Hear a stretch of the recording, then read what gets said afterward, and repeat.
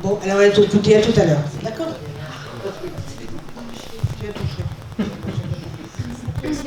Est-ce que ça fonctionne? Oui. Bonjour à tous. Je suis assez émue, parce que d'abord c'est la première fois que je donne une conférence à Rennes, que je suis née à Redon. Alors voilà, même si aujourd'hui j'habite plus la région depuis plusieurs années, et puis qu'il y a dans la salle des gens qui me sont très proches. Donc il y a mon neveu là-bas, pour ne rien vous cacher, qui me filme, et puis un oncle et une tante qui sont là-bas, voilà, et qui donc connaissent l'histoire que je vais partager. Donc ça, j'ai toujours de l'émotion de toute façon à partager cette expérience et l'expérience de la résilience, même si je précise dès le départ que c'est jamais gagné. C'est vraiment un chemin, et un chemin qui dure dans le temps. Donc voilà, je voulais aussi partager cette émotion. De l'émotion, il y en aura peut-être pendant ce que je vais partager, peut-être pas. Enfin, l'émotion, on dit, c'est le mouvement, hein, donc l'idée c'est aussi de l'accueillir. Et tout à l'heure, Brigitte parlait d'une conférence, Le corps a ses mémoires. Hein, c'est aussi un livre de Myriam Bruce, que certains d'entre vous connaissent. Et effectivement, l'émotion, on a tout intérêt à l'évacuer, à la partager, parce que sinon elle s'engrave dans le corps. Enfin, je ne connais pas la conférence, mais c'est vraiment un thème que je vous recommanderais. On apprend beaucoup de choses et on comprend aussi beaucoup de choses sur nous-mêmes. Donc dans un premier temps, je vais vous partager une expérience personnelle, comment mon corps a vécu les choses et comment j'aime pas trop dire j'ai, parce que pour moi ça vient vraiment à la force qui m'est donnée, elle vient d'ailleurs, j'ai réussi à rester en vie. Et puis ensuite, je vous parlerai aussi de toutes les techniques qui m'ont aidé à faire le deuil, puisqu'il s'agissait d'un deuil. Et ces techniques-là, c'est pas seulement le deuil de personnes, ça peut aussi être le deuil d'un travail, d'un statut, d'une vie associative, parfois d'amis aussi, parce que parfois il y a des amis sans que l'on sache pourquoi, qui s'éloignent, qui sont plus sur notre chemin. Donc c'est le deuil vraiment à différents degrés. Donc tous ces outils-là dont je vous parlerai tout à l'heure m'ont beaucoup aidé. Et puis je terminerai par une dernière partie qui fera le lien aussi avec ce que Anthony va faire tout à l'heure, à savoir, pour moi, les deuils, ce ne sont que des petites morts. Et ce sont des petites morts, mais qui en fait, ce qu'on appelle le grand passage, en tout cas pour moi, je pense vraiment qu'il y a quelque chose après, et que c'est justement ce quelque chose après qui m'a permis aussi de continuer à vivre. Donc j'aime beaucoup cette phrase d'Einstein qui dit que la vie c'est comme une bicyclette, il faut avancer pour ne pas perdre l'équilibre. Même si à certains moments je l'ai perdu, pour mieux le retrouver. Je ne l'ai jamais complètement perdu parce que j'étais bien entourée, mais ça fait aussi partie du chemin, voilà, à certains moments d'être un petit peu au creux de la vague, hein, comme on dit, avant de pouvoir remonter. Alors, oser la résilience, il y a un point qui est vraiment important, c'est qu'elle ne peut pas se faire seule. D'ailleurs, c'est un réflexe archaïque qui était autrefois, donc, dans la préhistoire, de se regrouper pour pouvoir survivre. Ce réflexe archaïque, en fait, nous l'avons toujours. Seul, on n'y arrive pas. C'est une illusion de le croire. Et puis, de croire que seul, on peut y arriver, c'est l'ego qui parle. Mais l'âme, elle sait qu'elle a besoin d'être entourée vraiment pour s'en sortir. Si, à travers ce que je dis, vous voulez intervenir, alors soit à la fin de la conférence, mais ça peut aussi être en interaction au fur et à mesure de ce que je vais partager. Donc, ce qui est arrivé, donc ça se passe en 2009. Vous voyez, maintenant, je suis presque obligée de chercher la date exacte, alors qu'avant, c'était une obsession de tous les jours. Donc, j'habitais à l'époque Boulogne-sur-Mer. J'étais en pleine reconversion professionnelle. Je venais de quitter le monde de l'entreprise et donc je me suis formée à différents outils, notamment en gestion du stress, qu'on appelle aujourd'hui plutôt qualité de vie au travail. J'avais ouvert un cabinet qui s'appelle Équilibre, qui s'appelle toujours Équilibre d'ailleurs. Et puis, c'était pas un changement. Alors, c'était un changement radical d'orientation, mais finalement, c'était aussi la continuité de quelque chose, puisque depuis que je travaillais, j'étais sur un chemin de développement personnel. Ce que je n'avais pas prévu, c'est que sur ce chemin allait se présenter un drame. Donc j'étais installée seulement depuis quelques mois en tant que sophrologue et puis en tant que formatrice en entreprise pour intervenir sur donc, toutes ces thématiques autour de la qualité de vie au travail. Et j'avais à l'époque, j'ai toujours, je n'aime pas dire au passé, un mari et deux petits garçons de 4 ans et de 7 ans, Simon et Maxime. Et mon mari a fait une dépression. Donc il a fait une dépression due à un surcroît de travail, mais aussi due à une fragilité psychologique. J'aime pas beaucoup quand on donne une définition du burn-out, on dit oui, c'est lié au travail. Oui, ça peut être lié au travail, c'est souvent l'élément déclencheur, mais pas que. On a aussi notre part de responsabilité et peut-être qu'on n'a pas aussi tous les mêmes ressources pour pouvoir faire face à ça. Donc j'ai vu les signes avant-coureurs de la dépression arriver, une désorganisation, des sauts d'humeur. Je ne sais pas si vous connaissez un petit peu les symptômes du burn-out. Est-ce qu'il y en a qui les connaissent? Qui les connaît ou peut-être que... Alors dites-moi, qu'est-ce que vous connaissez des symptômes? L'impression de perdre prise, de ne plus être à la... Oui, là, tout à fait. Tout va trop vite. Que tout va trop vite, effectivement. Quoi qu'on fasse, le matin, c'est déjà perdu. C'est déjà perdu. Alors ça n'est jamais perdu, hein, par contre. Mais c'est le sentiment que l'on a, ouais. Effectivement. Tout à fait. Le burn-out est aussi physique, oui. Parce que j'en ai fait un. D'accord. Et j'avais plus de force. J'étais complètement vidée de ma force. J'étais épuisée constamment, tout le temps fatiguée. Je n'arrivais pas à remonter la pente. Ça a été très dur. C'était dû à mon travail.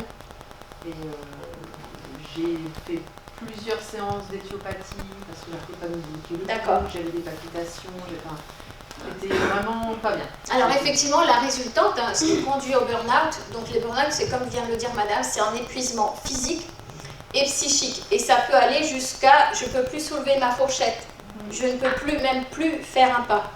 Les symptômes, donc c'est pas parce que dans les 5, oui je crois qu'il y en a 5, dans ce que je vais énumérer là, c'est pas parce que j'en ai un ou deux que je vais faire un burn-out, attention. C'est vraiment la combinaison de tous ces facteurs-là. Donc c'est ce que j'ai vraiment vu chez mon mari. Hein. Donc le problème de sommeil, le mal de dos, les troubles de l'alimentation, les troubles de la sexualité et le trouble de l'humeur. Donc si j'ai 2 ou 3, bon, le corps est en train de me dire attention quand même, il faudrait peut-être t'occuper de toi un petit peu. Mais encore une fois, je ne souhaite pas vous alarmer. Là, il y a vraiment la combinaison des 5 facteurs qui mènent au burn-out. Et donc mon mari, le 8 novembre 2009, j'ai toujours encore de l'émotion et je me dis, bah, bonne nouvelle, si tu as de l'émotion, tu n'es pas devenu un robot, donc c'est plutôt bien dans ce monde qui se robotise un peu trop à mon goût. Donc le 8 novembre 2009, on dit dans le langage commun, mon mari a pété les plombs. Donc il a mis fin à ses jours en fait, et dans sa folie, il a mis fin aussi au jour de nos 2 petits garçons. Donc nous n'avions que 2 petits garçons. Donc je me suis retrouvée du statut de femme, mère, maman à veuve et sans enfant et sans travail. Parce que travailler après un choc de cette ampleur-là, en tout cas au début, c'est impossible.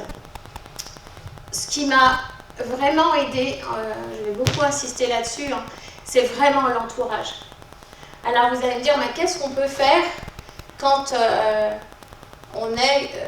quand on accompagne quelqu'un qui traverse ça? Alors c'est des choses très très simples en fait. Déjà la seule présence, la consolation. Alors il y a un livre qui est sorti, je crois qu'il est sorti cette semaine d'un psychiatre qui s'appelle Christophe André, qui est quelqu'un d'assez médiatisé aujourd'hui, qui s'appelle La consolation. Ce n'est pas un terme avec lequel j'étais beaucoup à l'aise en fait, et en l'écoutant cette semaine lors d'un interview, je me suis dit que oui, en fait, Marie n'était pas à l'aise avec la consolation et pourtant c'est tellement important de recevoir un câlin.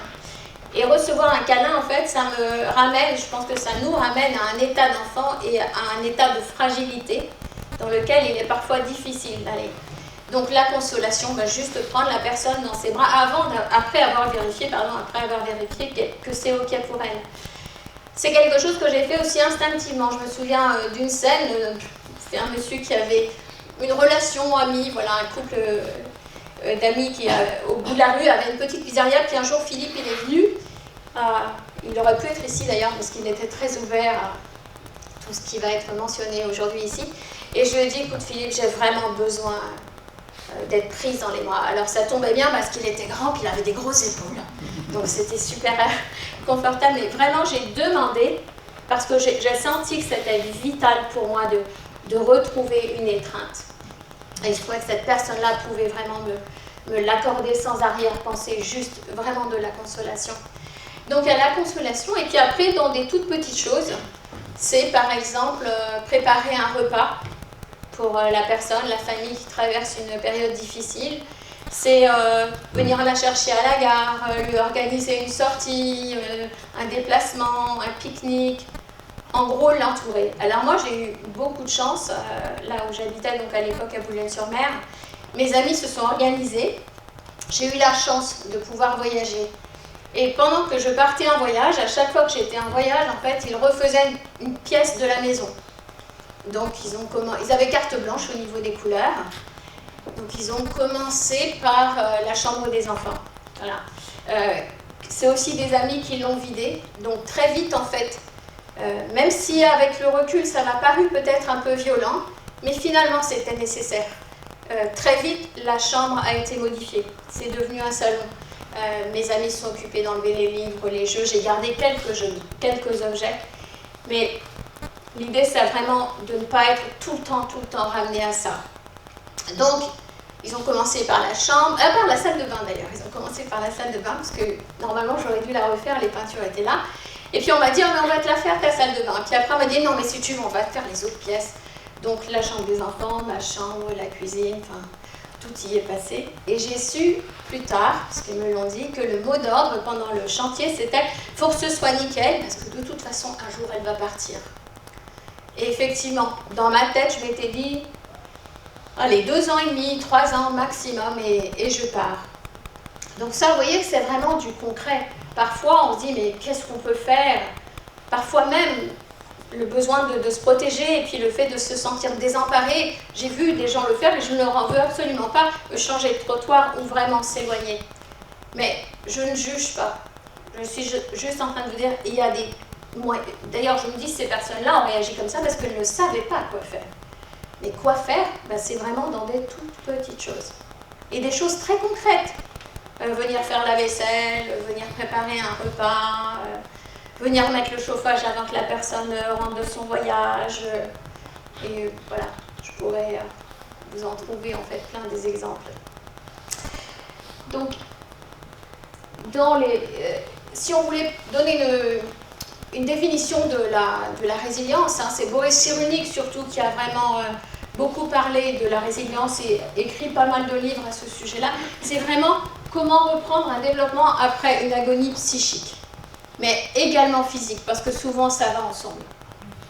La notion de résilience, donc, elle est vraiment liée à un traumatisme. Dans toute situation que l'on vit, hein, qu'elle soit professionnelle, qu'elle soit personnelle, que ce soit sur le plan amical, social, etc., on retrouve toujours cette courbe.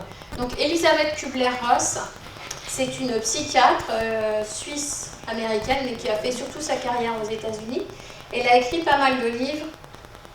Celui que je vais mentionner, il n'est pas à la fin, donc si vous voulez le noter, vraiment c'est un petit livre que je vous recommande, qui s'appelle « La mort est un nouveau soleil ». Et moi, ce livre-là, mon oncle il va me rectifier dans les dates si je me trompe, ce livre-là, on me l'a conseillé au mois de juillet 2009, c'est ça?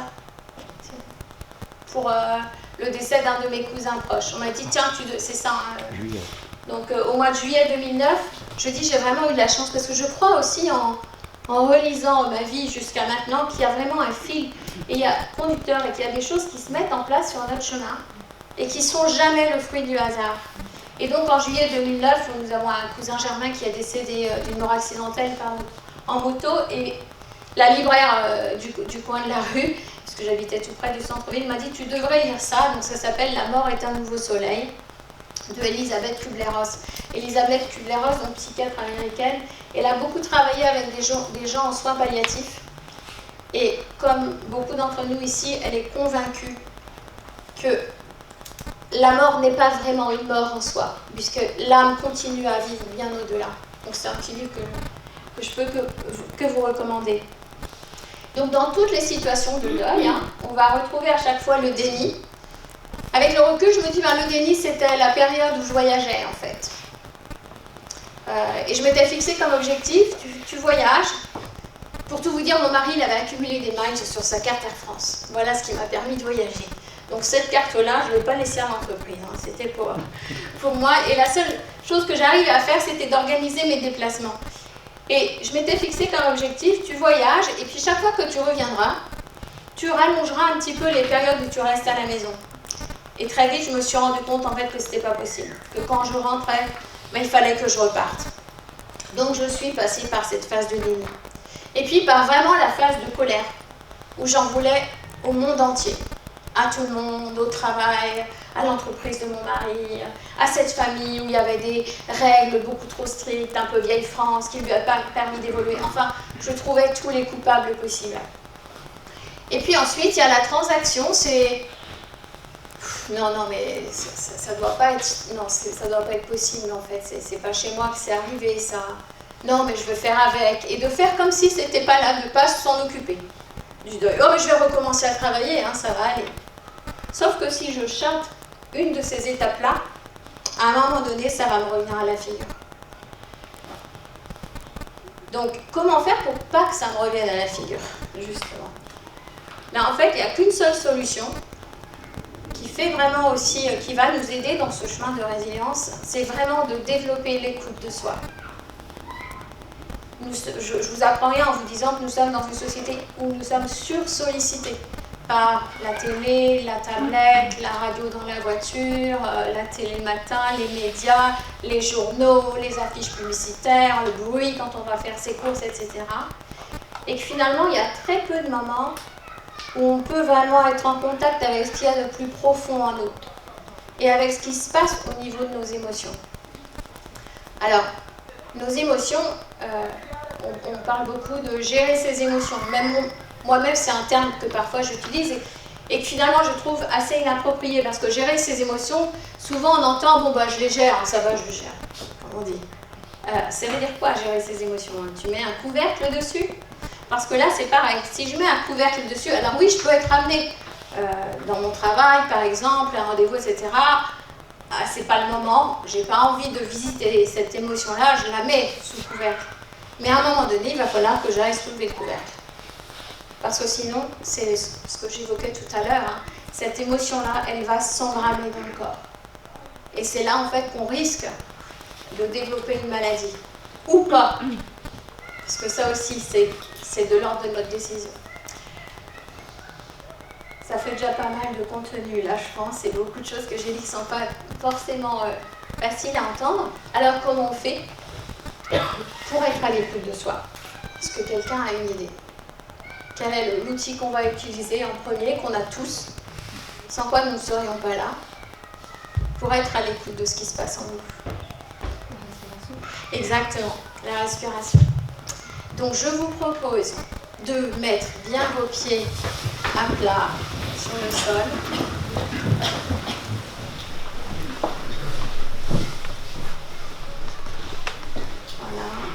De prendre le temps de poser vos affaires. Prenez tout le temps dont vous avez besoin.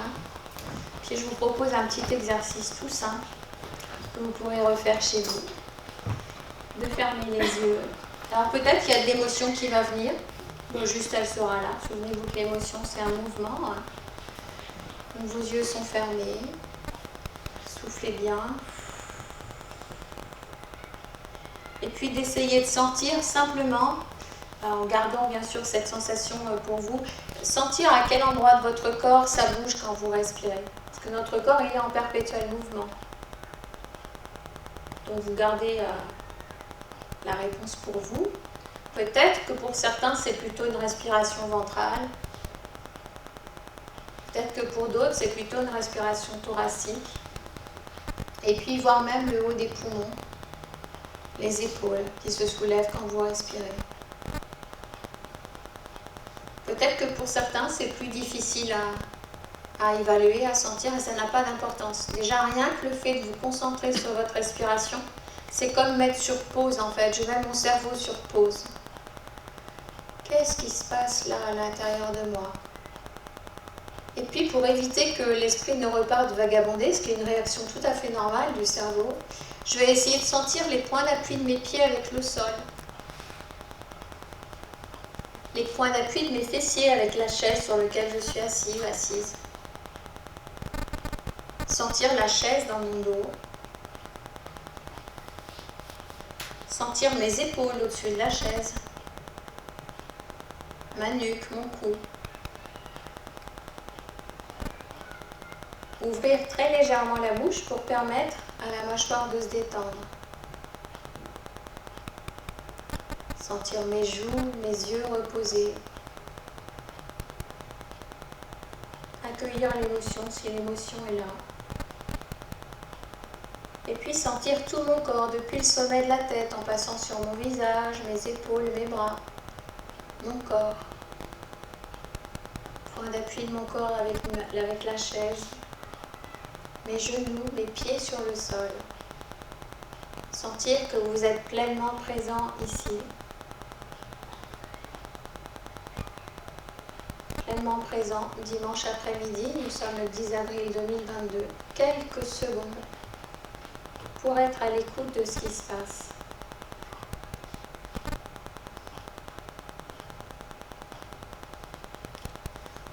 Et un petit principe, continuez, restez bien intériorisé. Principe qu'on utilise beaucoup en sophrologie, hein, c'est de se remettre en contact avec un endroit que vous aimez particulièrement. Alors, ça peut être un endroit chez vous. Chez un enfant, c'est par exemple un endroit où il prend son doudou. Ça peut être un paysage, un lieu que vous affectionnez particulièrement. Vous regardez les formes de ce lieu, les couleurs, la saison, peut-être le printemps, l'été, l'automne, l'hiver, et à nouveau le printemps, tout est perpétuelle transformation, perpétuelle renaissance. Parfois, il y a même des sons. Parfois, il y a même des odeurs, même des goûts. Et il y a surtout cette sensation d'être pleinement présent dans cet endroit.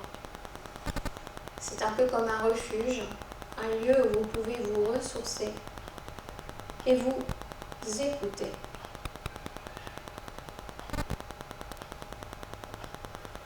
Et puis je vous invite à laisser venir un mot, harmonie, soleil, joie, ou peut-être une intention, comment vous voulez être pour le reste de cette journée.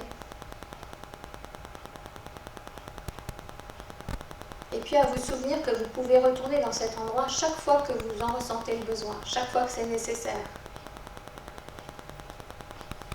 Voilà. Et quand vous sentirez, chacun à votre rythme, prenez vraiment tout le temps dont vous avez besoin. Vous pourrez reprendre contact avec vos pieds sur le sol, les points d'appui sur la chaise, la pièce dans laquelle vous êtes, le lieu, la ville, la région. Et tranquillement ouvrir les yeux.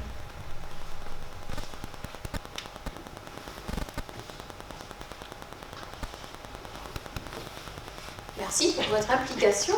Bravo. Comment vous vous sentez?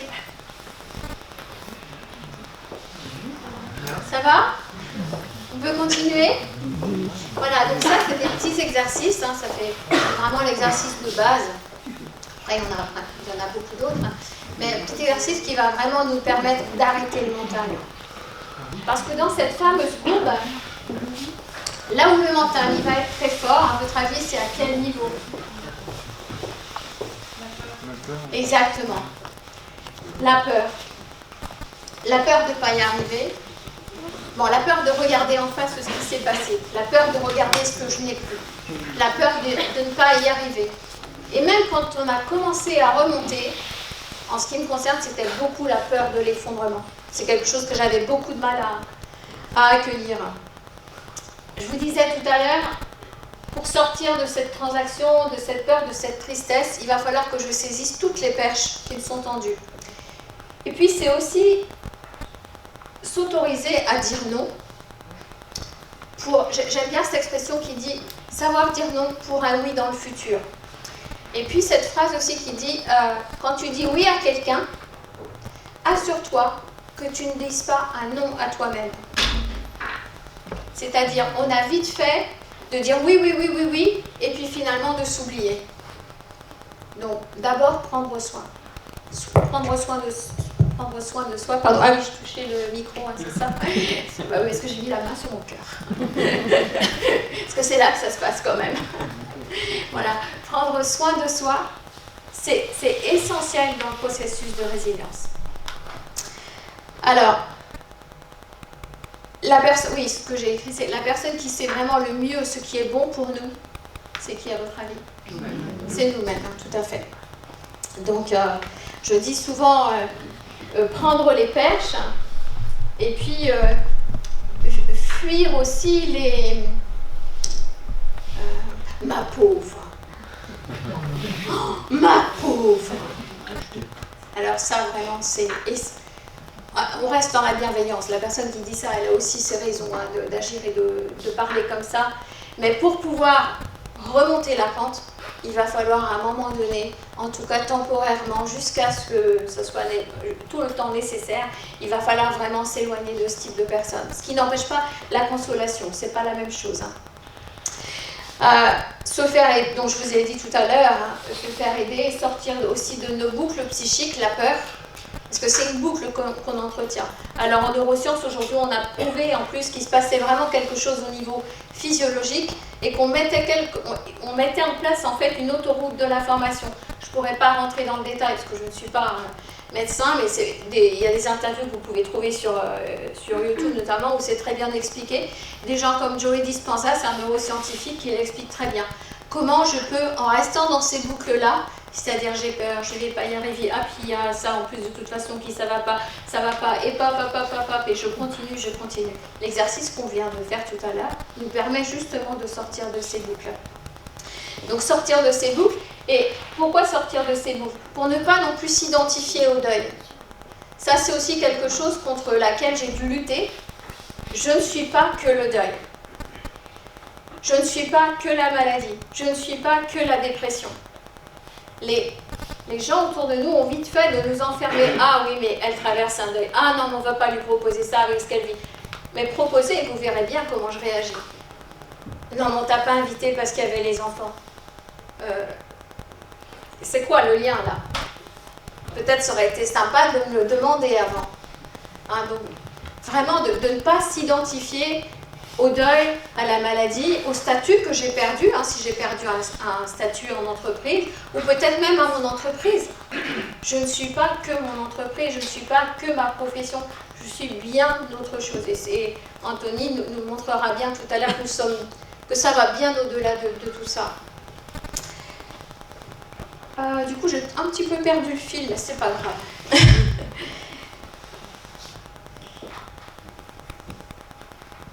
Donc je disais, ne pas s'identifier au deuil. Il y a une expression terrible, on l'utilise moins, je pense, hein, quand on parlait du cancer, de la maladie, on disait de quelqu'un qu'il est cancéreux. Je trouve ça terrible. J'ai une nièce qui est diabétique. Louise, je lui ai dit plusieurs fois, Louise, tu n'es pas diabétique, tu as un diabète. C'est pas la... Est-ce que vous voyez, vous saisissez la nuance, hein?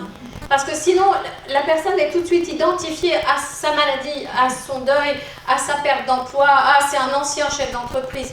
C'est pas un ancien chef d'entreprise. Aujourd'hui, c'est une autre personne, il a un autre travail et il fait autre chose.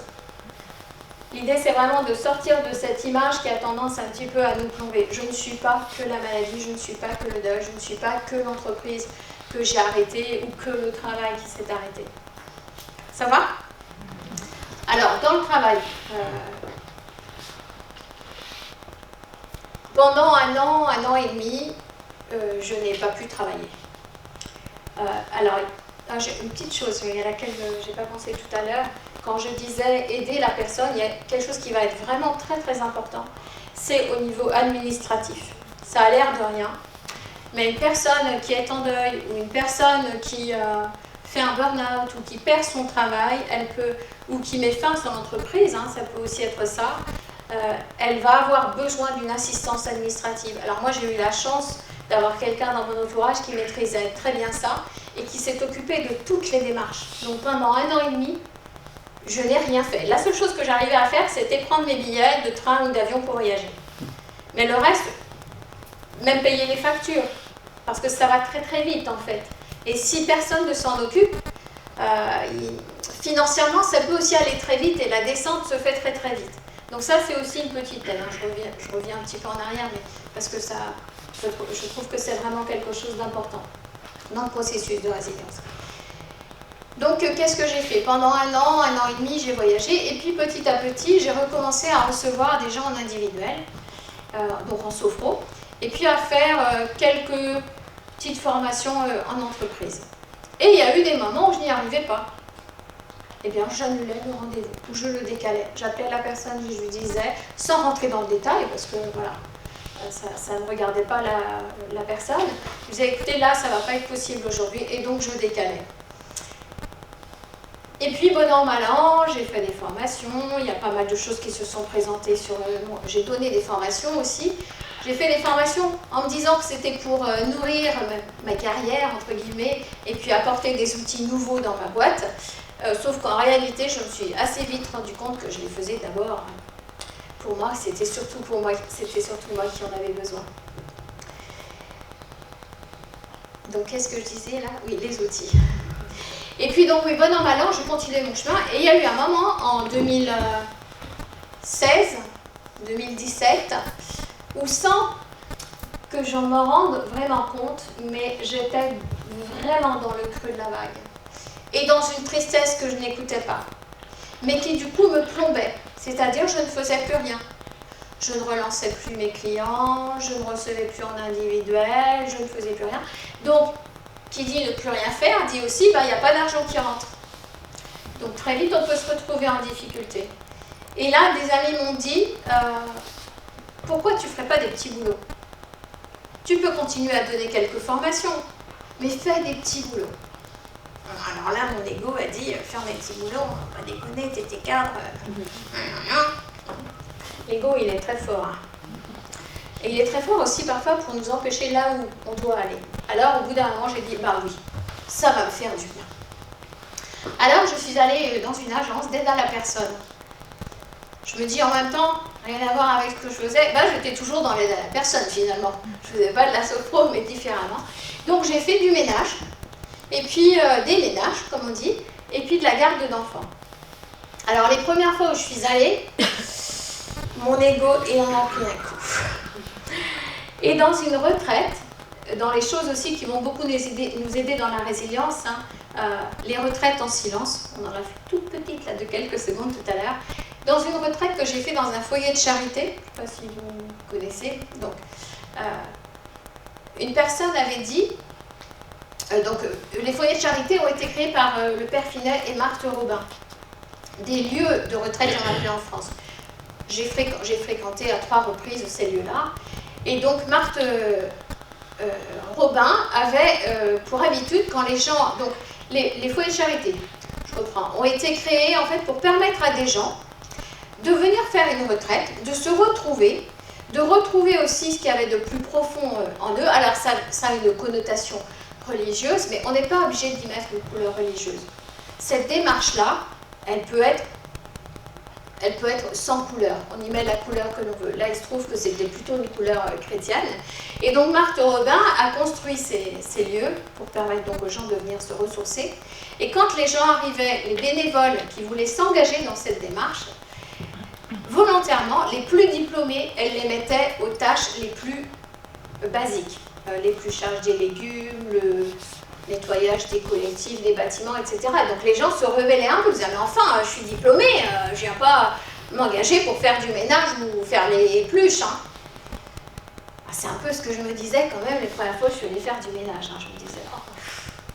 Et donc Marthe Robin leur disait cette petite phrase. Elle leur disait, quoi que vous fassiez, restez dans la fidélité à l'amour, dans l'accomplissement, avec exactitude des plus petites choses. Je vais le redire. La fidélité à l'amour, dans l'accomplissement, avec exactitude, c'est-à-dire la notion aussi du travail bien fait, dans l'accomplissement, avec exactitude des plus petites choses. Et donc les premières fois où je suis allée faire du ménage, je me répétais cette phrase-là en boucle. L'accomplissement des plus petites choses. La fidélité à l'amour. C'est quoi le sens de ce que tu fais?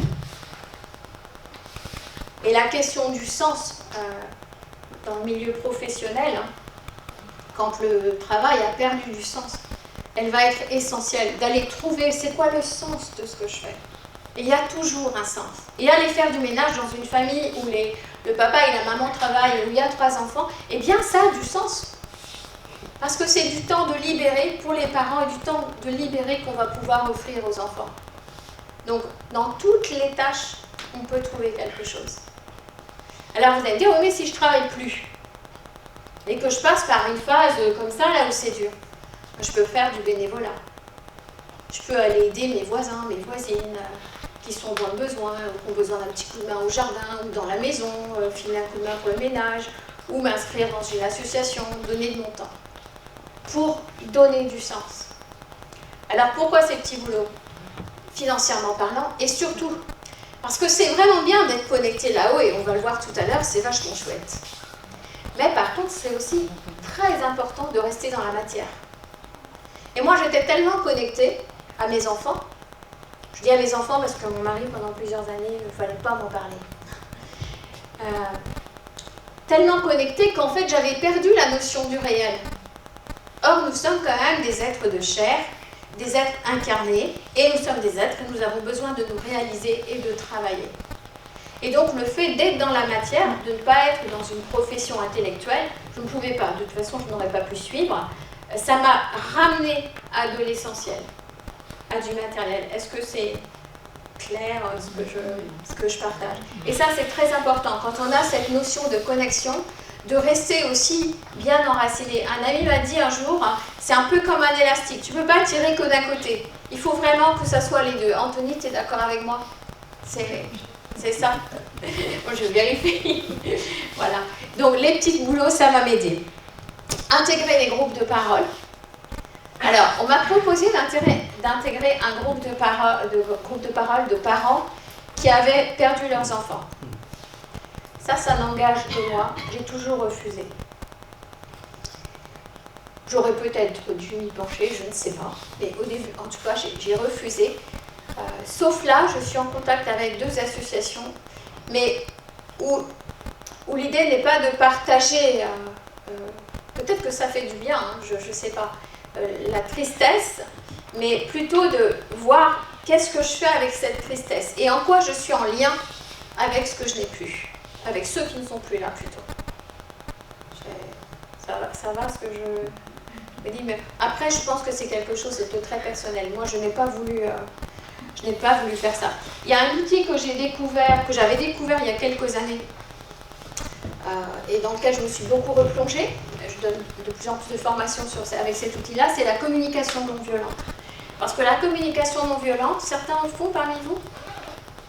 Voilà. Donc vous pourrez étayer ce que je dis s'il y a des idées qui vous viennent.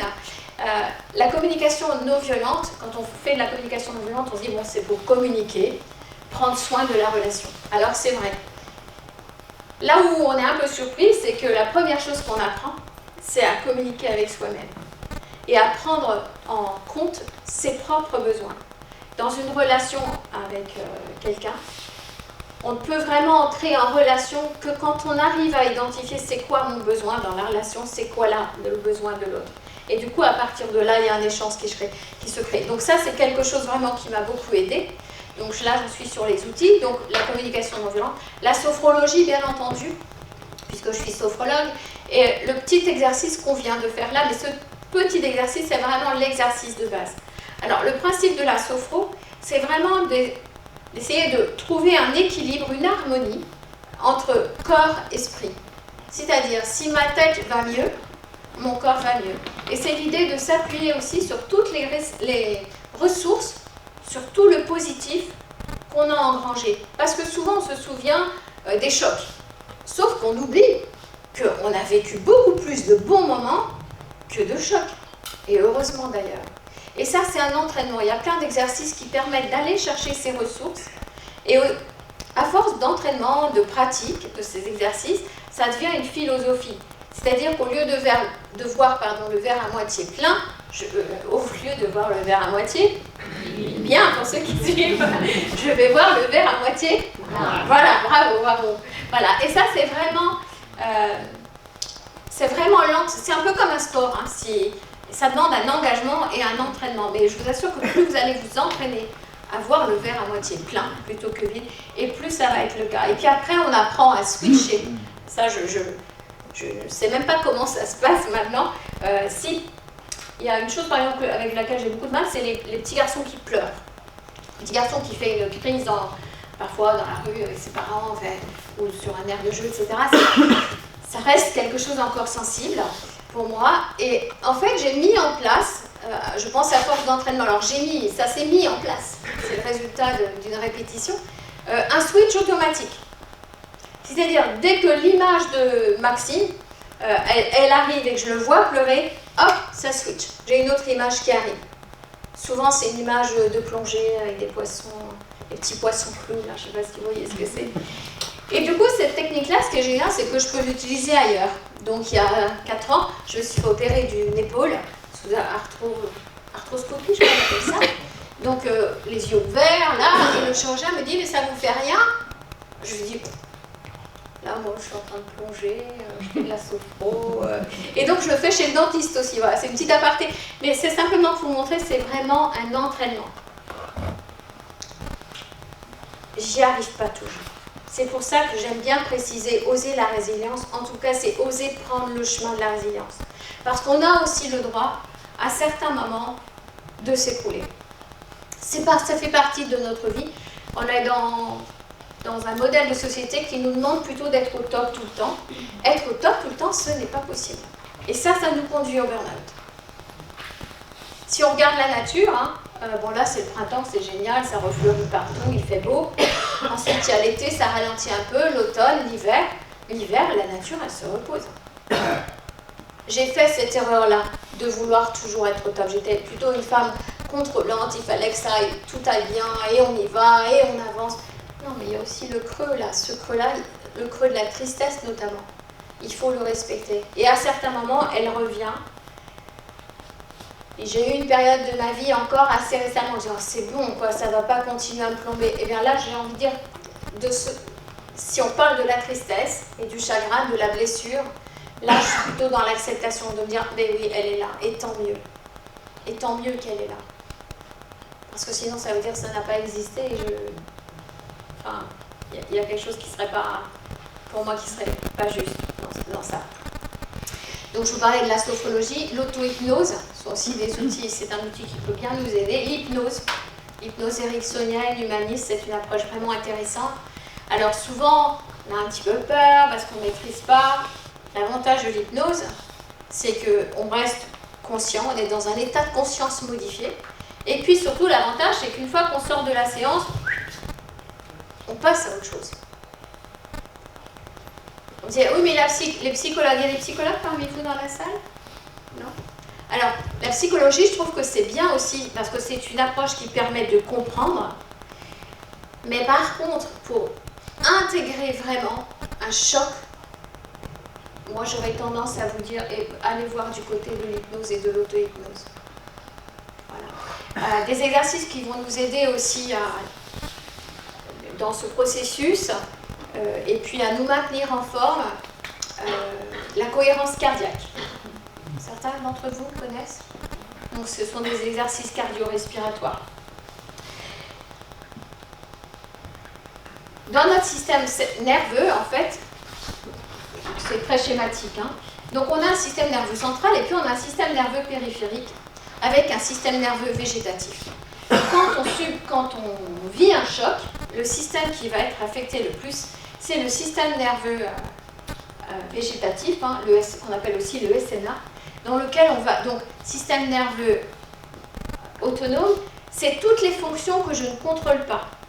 Je ne contrôle pas la température de ma peau, je ne contrôle pas ma digestion, je ne contrôle pas mes battements cardiaques, encore que, avec la cohérence cardiaque, c'est ce qu'on fait. Je ne contrôle pas le mouvement de mes intestins, etc. etc. Donc c'est toutes ces fonctions-là. Les autres fonctions, système nerveux somatique, je lève le bras, ça c'est moi qui décide. Et donc dans ce système nerveux végétatif, on a deux systèmes, un système sympathique et un système parasympathique. Peut-être que vous aviez déjà entendu parler de maladies neurovégétatives. Pourquoi je vous mets ce schéma-là à l'écran? Parce que quand on va prendre soin de nous, quand on va se faire aider, quand on va aller chercher de la joie, recommencer à rire, quand on va aller profiter du soleil, se promener, écouter les oiseaux, se faire plaisir, etc. En fait, on va venir nourrir le système parasympathique. Alors ces deux systèmes-là, ils fonctionnent en permanence. Il y a toujours plus ou moins un équilibre.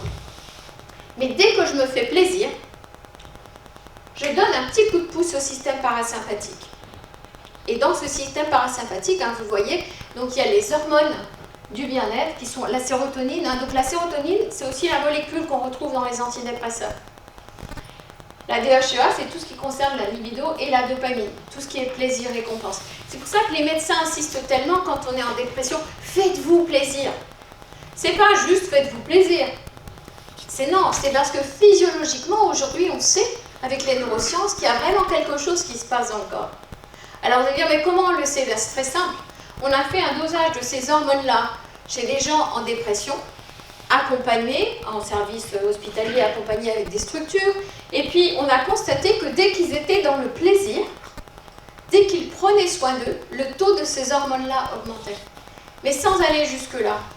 Si vous allez faire une marche, si vous allez, moi ce matin j'ai eu de la chance, je suis allée voir la mer. J'étais à Dinard hier soir, c'était super. Et là je me dis, ouais, tout bénef là. Bon, je pense pas à chaque fois. Mais simplement pour dire, le fait de sentir à l'intérieur de soi, voilà, j'ai couru, marché, j'ai fait une grande balade, une randonnée, j'ai pris le soleil. Ah, qu'est-ce que je me sens bien, je suis allée à la piscine. C'est parce que physiologiquement, dans le corps, il se passe quelque chose. C'est pas juste dans ma tête, tout est relié en fait. Et quand on s'offre, on dit je prends soin de mon corps pour prendre soin de ma tête et vice versa, vous voyez bien que c'est dans les deux sens. Ça va? Est-ce que vous avez des questions par rapport à ça?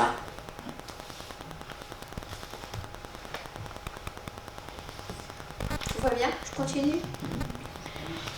Vous avez mis ça tout à l'heure, il n'y a rien dans l'intelligence qui ne soit dans le sens. C'est une phrase d'Aristote. C'est pour ça que je vous ai fait faire le petit exercice tout à l'heure, enfin je vous l'ai proposé. Et quand je vais aller en forêt, sentir les feuilles, les arbres, les fleurs, l'humus, etc., c'est là que je vais me faire du bien et déjà, je vais commencer à relâcher. Ça va? Alors, il y a tous les outils dont je viens de vous parler, il y en a d'autres. Je vous parle de ceux que je connais plus particulièrement. J'ai vu une phrase tout à l'heure qui m'a interpellée. C'est là, dans un livre que je n'ai pas lu, hein, du burn-out au retour de Néandertal. Donc, le sous-titre, c'est l'artificiel s'écroule, le maquillage coule et miraculeusement, le naturel réapparaît. Quand on est dans une démarche de travail personnel, une démarche de résilience, hein, parce que c'est bien de ça dont on parle, plus je vais travailler, entre guillemets, plus je vais me faire accompagner. Alors, c'est pas toujours confortable. La bonne nouvelle, c'est que plus le naturel va refaire son apparition. J'ai aujourd'hui le sentiment, je suis toujours sur le chemin, j'insiste bien, mais vraiment de plus en plus de me rapprocher de mon essence, c'est-à-dire de ce que je suis véritablement. Pas de ce avec quoi je me suis construit au fur et à mesure des événements, des blessures, etc. qui se sont mises en place, mais de ce que je suis véritablement. Et il y a un espace à l'intérieur de nous. C'est un médecin qui m'en a parlé, qui m'a ramené à ça il n'y a pas très longtemps. Il y a un espace à l'intérieur de nous qui est inviolable et où rien ne peut nous arriver. Et cet espace-là, hein, c'est la vie de l'âme qui perdure ensuite au-delà de la mort. Donc aller à la rencontre de nos blessures profondes, c'est aussi pour éviter le risque de sabotage. Je cherche, je peux vous donner un exemple. Parfois dans nos relations, ça peut être, c'est plutôt dans les relations, dans l'altérité avec une personne, on peut être touché ou vexé. Si je prends une relation, je prends par exemple dans une relation de couple, que j'ai heureusement depuis 1 an et demi à nouveau, et je me suis rendu compte qu'à certains moments, je me sentais blessée, mais que ce n'était pas l'intention de l'autre. C'est aussi ce qu'on apprend en CNV. Hein. Ce n'était pas l'intention de l'autre. c'est avec le recul de me dire, non mais qu'est-ce que ça vient toucher en toi en fait? C'est quoi la blessure? Qu'est-ce qui se joue là? Je vais vous donner un autre exemple. Tout bête. J'ai créé, en arrivant donc là, dans la région où je suis, à côté de Chamonix, j'ai ouvert des chambres d'hôtes. C'était il y a 15 jours. Une dame m'appelle, j'étais fatiguée, j'avais pas dormi depuis plusieurs nuits, enfin pas bien dormi depuis plusieurs nuits, parce que je suis pas au top tout le temps, hein, malgré toutes les techniques. Une dame m'appelle pour réserver donc le mercredi pour le samedi. Et je lui dis, bah, écoutez, je suis désolée madame, mais c'est complet. Oh, mais comment ça c'est complet? De quoi vous me parlez? Sur votre site c'est marqué que c'est libre. Comme je n'étais pas d'humeur à négocier et que la CNV, je n'en fais pas tout le temps, je lui ai dit, vous savez, madame, dans un monde idéal, mon site serait à jour. Mais nous ne sommes pas dans un monde idéal. Elle n'a pas aimé du tout. Alors elle a dit, eh ben, donc, si, il devrait être à jour votre site, eh ben, ça ne me donne pas envie de venir chez vous. Et elle a raccroché. J'étais dans une colère, mais vraiment dans une colère. Et j'arrivais pas à me sortir ça de la tête. Alors j'en parle à une amie, puis elle me dit, bah oui, c'est injuste ce qu'elle t'a fait. Pourquoi tu ne regardes pas un peu du côté de ta blessure de l'injustice, là? Qu'est-ce qu'elle a réactivé en toi? Celle qui a beaucoup parlé des blessures, hein, c'est Lise Bourbeau. Peut-être que certains d'entre vous donc, connaissent la blessure de l'humiliation, de l'injustice, du rejet et l'abandon, et de l'abandon, tout à fait. Et effectivement, souvent, c'est ça qui va se jouer. Et quand on est dans un processus de résilience, si on ne va pas regarder ses blessures, si on ne va pas regarder ce qui se joue, eh bien on va saboter. Saboter une relation affective, saboter une relation professionnelle, juste parce qu'on n'a pas pris le temps de regarder, bah, c'est pas l'autre en fait, ça se joue en moi là, qu'est-ce qui vient me déranger? Donc parfois on me dit, mais ça sert à quoi tout ce travail personnel? Bah, ça sert à aller vers plus d'apaisement, même si je voyais bien que je ne suis pas toujours apaisée, je vous ai montré tout à l'heure. Et puis vraiment d'aller vers ce que nous sommes véritablement au-delà de nos blessures. C'est un chemin, c'est pas clac et ça, non. C'est un chemin et le chemin il continue encore. Hein. Voilà, et puis sortir de nos croyances, ça va aussi faire partie du travail. Hein. Le travail d'accompagnement va nous aider à sortir de nos croyances. Dans une éducation judéo-chrétienne, heureusement ça a quand même changé, on ne se remet pas d'un tel drame. Je l'ai entendu au début. Mais comment peut-elle? Moi, mon truc, c'est la danse. J'aime beaucoup, je fais ça parce que mon oncle sait que j'aime bien danser. J'adore danser. C'est une des premières choses que j'ai refait un an après. Alors, normalement, c'est les cours collectifs, mais j'ai négocié avec le prof que je ne voulais pas tout de suite me retrouver en cours collectif. Boulogne-sur-Mer, c'est pas non plus une grande ville et tout se sait. Et je ne voulais pas être celle qui a perdu ses enfants. Donc, j'ai pris des cours individuels, des cours de danse. Pour sortir de la croyance aussi, mais comment est-ce qu'elle peut s'amuser alors qu'elle vient de perdre ses enfants? Parce que finalement, ce qui est difficile dans le processus de résilience, c'est à un moment donné de se libérer du regard des autres. Et ça, c'est très dur.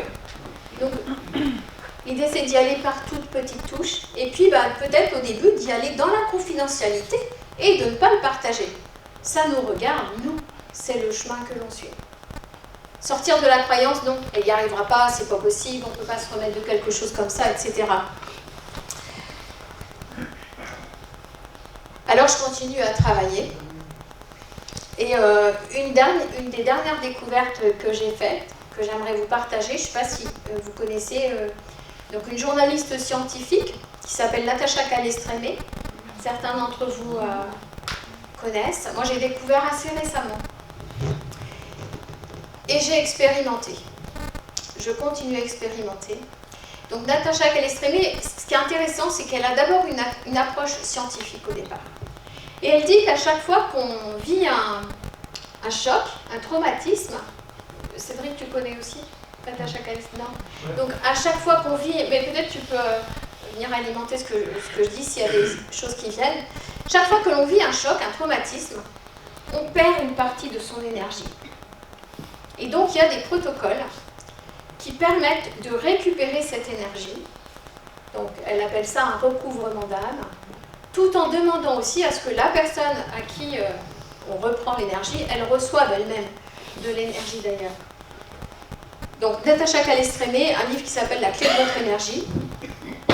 Et puis, Joey Dispenza, qui est donc un neuroscientifique aussi, qui a écrit un gros livre. Il y a des passages qui sont un peu scientifiques et pour des non-avertis comme moi en sciences, parfois un petit peu difficiles à comprendre, mais aussi des choses très simples.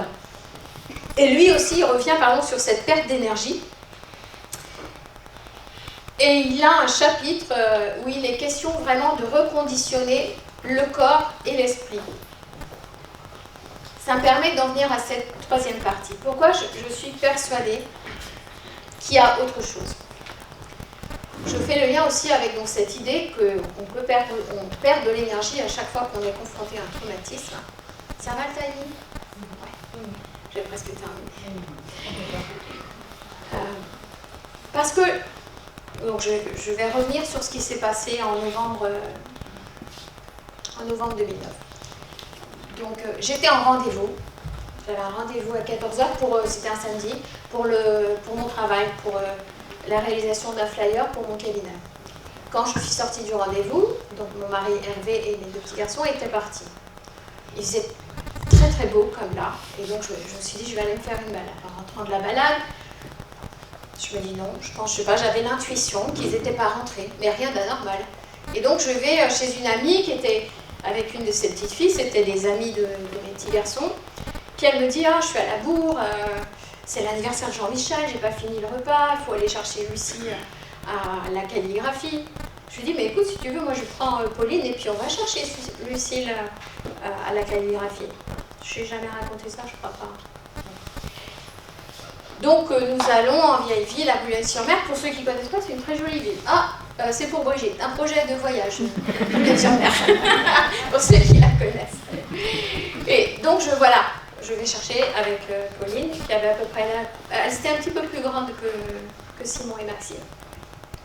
Et en rentrant avec Pauline et Lucie, donc je marche, et là j'ai senti, ça me met toujours beaucoup dans l'émotion. Mais c'est incroyable que 12 ans après, ça me met toujours autant dans l'émotion. Mais c'est aussi cette émotion qui me fait dire que j'ai pas rêvé, quoi. Que c'est vraiment là. Et donc je marchais entre Pauline et Lucie, et j'ai senti qu'on m'enlevait quelque chose. Je ne peux pas expliquer quoi. J'ai senti comme si, je peux pas, il n'y a pas de mots en fait pour le décrire, c'est comme un fluide qu'on m'enlevait. Je ne pouvais pas partager ça avec Lucie, son prénom, et Pauline, elles étaient trop petites, ni même avec sa maman qui était vraiment dans autre chose. Donc, j'ai la certitude que nous sommes tous connectés. Et puis, j'ai été prévenue. Aussi bizarre que ça puisse paraître. 8 jours avant, j'avais une semaine complète de formation en sophrologie. Et dans un exercice, le dernier jour, où on a fait, je pense, un travail sur, je ne me souviens plus vraiment bien, un travail sur l'enfant intérieur, quelque chose comme ça, j'ai eu une vision. La vision que Hervé allait s'en aller. Ça me met toujours dans l'émotion. Et c'était tellement innommable, irracontable. Donc on était dans une salle, on était environ 30 en formation. J'ai pleuré quand nous sommes revenus de l'exercice, j'ai beaucoup pleuré. Et je ne pouvais pas raconter. Parce que ça me paraissait tellement invraisemblable, ce à quoi j'avais eu accès. Alors certains m'ont dit, peut-être que ça va vous parler, que j'ai eu accès au monde akashique. C'est un mot qui vous parle? Oui. Donc, on peut avoir accès à ce monde, c'est-à-dire le futur, mais aussi le passé. En l'occurrence, là, c'était le futur. Donc, je ne pouvais pas le partager parce que j'avais cette peur, parce que moi, je me suis beaucoup construite sur la peur. Cette peur qu'on me juge et qu'on me prenne vraiment pour une débile, quoi. Donc, quand je suis rentrée, j'ai appelé un ami médium, qui est à Rennes d'ailleurs, Karim, et je lui ai dit, voilà ce qui s'est passé en formation. Et il m'a dit, tu sais Marie, il y a des âmes qui décident de partir avant et tu ne pourras pas l'empêcher. Donc je suis restée avec ça. Et puis dans la semaine, donc je suis rentrée, et puis je rentrais un petit peu avant que mon mari et mes 2 petits garçons qui étaient en Bretagne rentraient de vacances. Et à un moment donné, j'étais dans le jardin, dans l'escalier, et j'ai entendu les enfants. Et j'ai dit, non, pas les enfants, pas les enfants. Et là où le cerveau il est formidable, c'est qu'il a une capacité à nous protéger que nous ne soupçonnons pas. C'est-à-dire que ça, je l'ai balayé et mis de côté. Je vous ai dit tout à l'heure qu'ils sont partis le samedi après-midi. 19h, 20h, je suis rentrée, personne. Minuit, à 2h du matin, j'ai appelé les services de police. Je le dis, parce que souvent on entend plein de choses sur la police. J'ai été accompagnée par des gens exceptionnels, vraiment. Et donc j'ai su ce qui s'était passé que le lendemain à 19h30. Et pendant tout ce moment-là, à aucun moment je n'ai eu accès aux informations qui m'avaient été données ultérieurement. Mais je pense vraiment, avec le recul, que je n'ai pas eu accès à ces informations-là. Ça m'a protégée. Peut-être que j'aurais vrillé. Et je me dis, quelque part, j'étais préparée, en fait. Il y a quelque chose au fond de moi qui savait déjà. Mais mon cerveau m'a protégée. Il m'a protégée pendant tout ce temps d'attente et pendant le moment du choc. Et puis les jours qui ont suivi, parce que je passe la description des semaines qui ont suivi, hein, j'étais protégée, en fait. Je n'avais plus accès à ces informations-là. Pourtant, vous voyez bien, quand je vous le partage, c'est bien là, c'est comme si j'y étais, en fait. Ça me remet tout de suite dans de l'émotion. Donc, j'ai cette certitude qu'il y a quelque chose qui nous dépasse. Ce qui me fait dire que l'âme continue aussi au-delà de ce grand passage qui est la mort, c'est que ce qui m'a permis de tenir le coup au moment du choc, donc j'étais sur la police, les pompiers, etc. Et donc on m'a hospitalisée pendant quelques heures. Et avant de monter dans le camion des pompiers, j'étais sur un brancard et j'ai eu une vision. Je les ai vus dans la lumière. Et mes enfants m'ont dit, tu vas continuer. Tu vas continuer parce que ça ne s'arrête pas. Et tu vas le dire aussi à ceux qui ne savent pas encore. Tu vas te dire que ça continue après. Et donc je me suis accrochée à la lumière.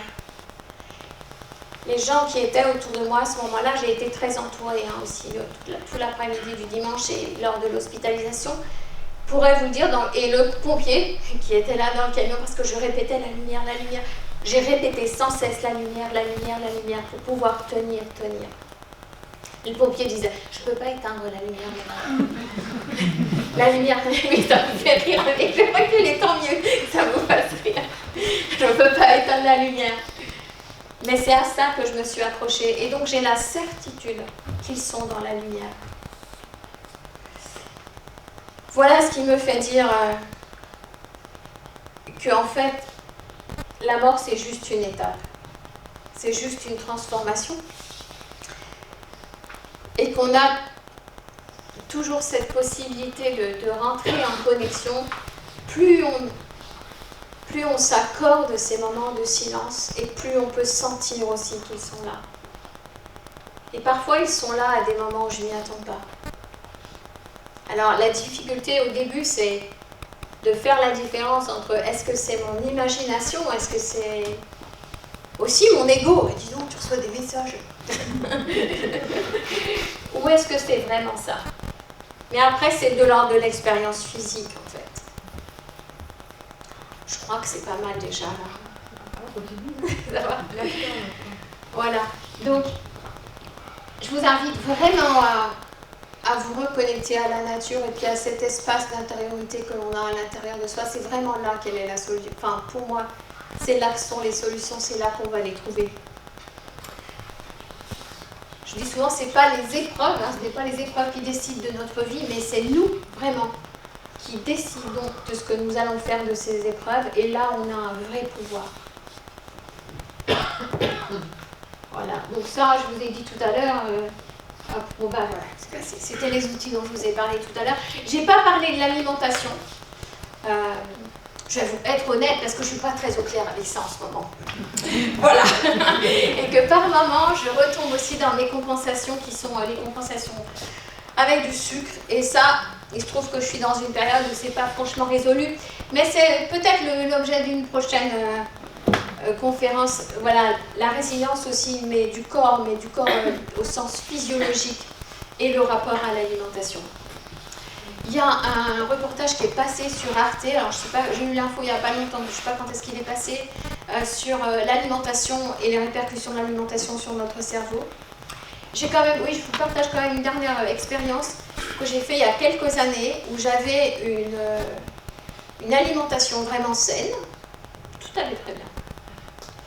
Et puis un jour, en faisant du repassage, donc c'est 6-7 ans ça, tout d'un coup, à nouveau des idées noires. Oui, parce que je vous ai passé le chapitre idées noires, envie de partir, etc. Et là, tout d'un coup, voilà, des idées noires. Et je me dis, non mais attends, ça allait super bien. Pourquoi tout d'un coup... Et donc là, j'ai fait des recherches. Et donc, il y a un dossier qu'on ne trouve plus. Hein. Ne cherchez pas, si vous trouvez, vous me le dites. Une étude qui avait été faite par des médecins américains qui montrait que l'excès de sucre avait une répercussion sur notre cerveau et sur notre façon de voir les choses, et donc jouait un rôle dans la dépression. C'est juste une petite info. Mais quelque part, c'est du bon sens. Ce qu'on mange a forcément une répercussion sur notre cerveau. Et donc, il y a un reportage, Le cerveau et l'alimentation, qui est passé il y a quelques temps là sur Arte. Je pense que... Donc, je ne suis pas revenue sur... le reste de la courbe, et c'est ce dont je vous ai parlé, hein, l'acceptation, c'est ça le plus dur. Est-ce que j'ai accepté? Oui, que ça fait partie de ma vie. Est-ce que je suis dans la reconstruction? Ben oui, je pense, parce que sinon je ne serais pas là aujourd'hui. Je me dis par contre que ça n'est jamais gagné. Et qu'il y a des moments où, une petite rechute. Mais l'important, c'est le chemin. Et puis la notion d'engagement. C'est-à-dire, ok, je vais voir un psychologue, je fais de l'hypnose, je fais de l'auto-hypnose, je fais de la cohérence cardiaque. Ok, mais à quoi je m'engage? Ou je fais une séance de sophro. Maintenant, quand les gens viennent en sophro, je leur dis, à la fin de la séance, je dis d'accord. Donc, je leur propose, est-ce qu'ils veulent continuer, est-ce qu'ils ne veulent pas?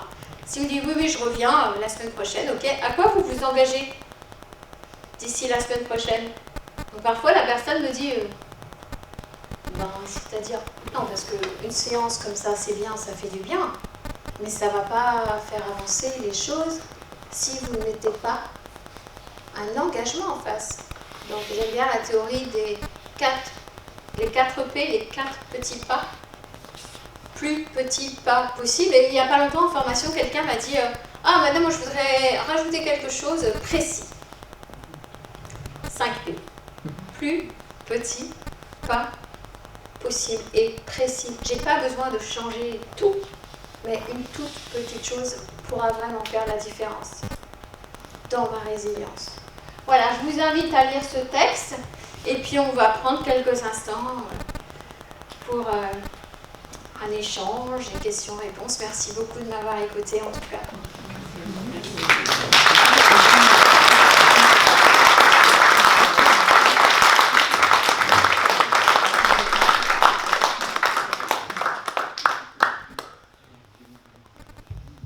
Alors, il y a un micro qui se promène, il y en a 2 même. J'ai des questions. Allez, c'est qui vous la première?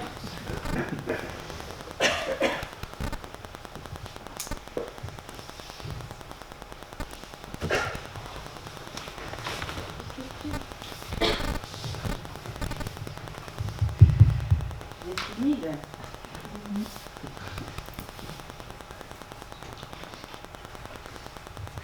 Ah, là, il y a une question. Merci. C'est juste une remarque, en fait. J'entends souvent dire que la mort, c'est juste un passage. Et j'ai souvent entendu, mais comme j'ai accompagné mes parents dans cette étape-là, et puis que c'est vraiment... on est très inégal par rapport à la mort. Il y a des personnes qui décèdent dans leur sommeil tranquillement, et d'autres l'autre au bout de longues semaines de souffrances atroces. Alors, ce qui fait que c'est très inégal, la mort. Et alors, voilà, je veux dire que c'est quand même un grand moment. Ah oui, Et que ça n'empêche pas. c'est... Quand j'entends souvent dire c'est juste un passage, non. Non, alors vous avez raison de faire cette remarque, monsieur. Tout à fait. Ça reste un passage très compliqué, mais bien sûr. Oui, voilà. Bien sûr. Et là, j'ai mis un petit peu le couvert sur toutes les étapes très compliquées, plus compliquées encore quand il s'agit, comme c'était le cas, d'une mort violente et d'enfants. J'ai pas voulu volontairement aller là-dessus, mais bien sûr que ça reste un passage très important, très difficile, et j'ai envie de dire, peut-être que vous pourrez me dire ce que vous en pensez, monsieur, mais qui mérite d'être vécu dans l'accompagnement. Oui, c'est possible. Mais, parce qu'on peut vivre toute sa vie avec la peur de la mort. tout à fait, ça n'empêche pas. Sans tout à fait s'en rendre compte. Oui. Donc c'est pas rien du tout. Mais merci de dire qu'il a eu une suite. Oui, mais ça n'empêche que le passage reste difficile quand même. Merci beaucoup Bien sûr. pour le partage. Merci.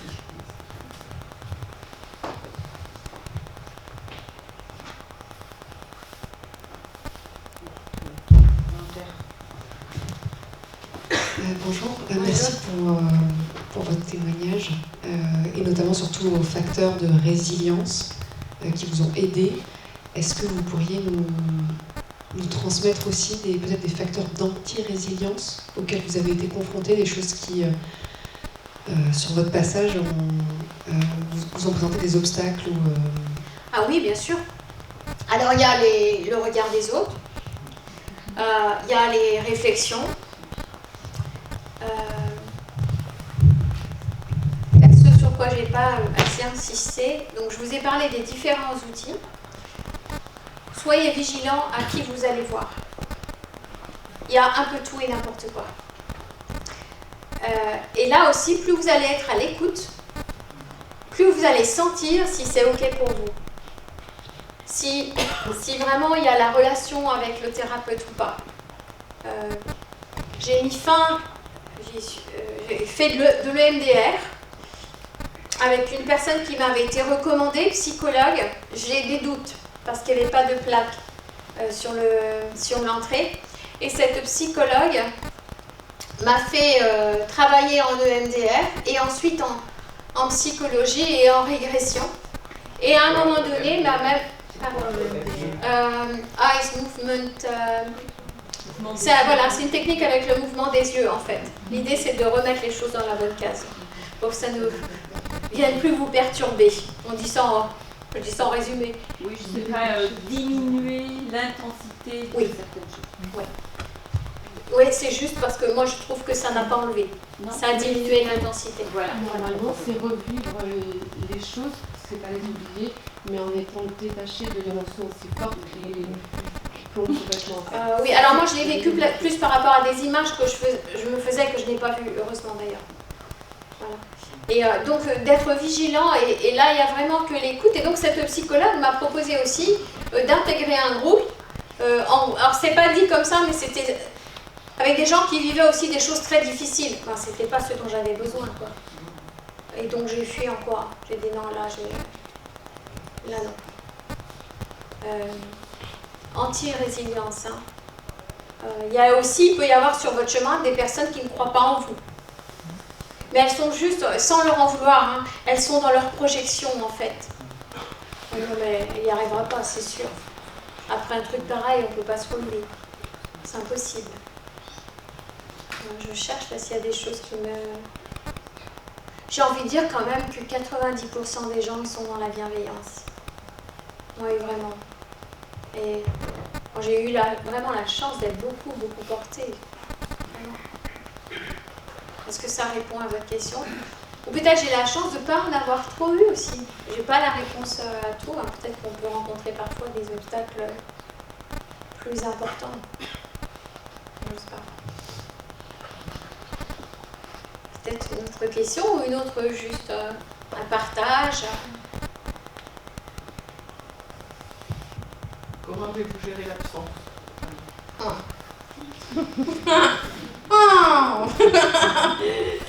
Comment j'ai géré l'absence? Au début, je ne l'ai pas géré du tout.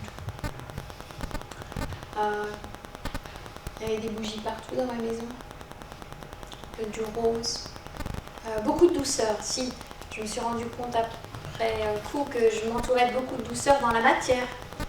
Des plaids, des coussins doux, les doudous de mes enfants. Est-ce que j'ai géré? Vous avez senti quand même que vous avez avancé quand même Ah oui. Ah oui, oui, oui. Vous avez résilience. Oui. Alors à certains moments, je n'ai pas géré du tout. Peut-être c'est un point sur lequel je n'ai pas insisté. Et donc je vous ai parlé de tous ces outils. Il y a aussi le travail corporel. De travailler vraiment dans le corps, d'aller à l'écoute et de traverser l'absence. C'est difficile à décrire, c'est vraiment de l'ordre de l'expérience. De traverser l'absence, mais corporellement, et corporellement ça fait très mal. C'est dans tout le corps, on sent. Mais je pense que c'est un travail nécessaire. Après, je l'ai géré au début par les voyages, j'ai eu cette chance-là, voilà. L'évasion, en fait. L'évasion, les nouvelles rencontres. J'ai pris aussi quand même, c'est un point important, j'ai pris des antidépresseurs. Alors pendant pas longtemps, pendant quelques semaines, quelques mois. Je crois que j'ai arrêté en février, donc novembre, décembre, janvier, février, 4 mois. J'ai diminué très rapidement. Par contre, je les avais dans mon sac. Et lors d'un voyage, la deuxième semaine du voyage à Madagascar, j'ai été obligée de les reprendre. J'ai jamais voyagé seule non plus. Seule, c'est pas possible. Enfin, c'est possible, oui, techniquement parlant, mais psychologiquement, on a vite fait de basculer de l'autre côté quand même. Et comme j'aime la vie, moi, je n'ai pas trop envie d'y aller, même si je sais bien qu'il y a autre chose, j'ai quand même envie de rester là pour l'instant. Mais sans amour, on peut se résilier quand même, sans vraiment être aimé. Sans on n'est pas entouré vraiment. J'ai pas la réponse, madame, on me la pose souvent, cette question.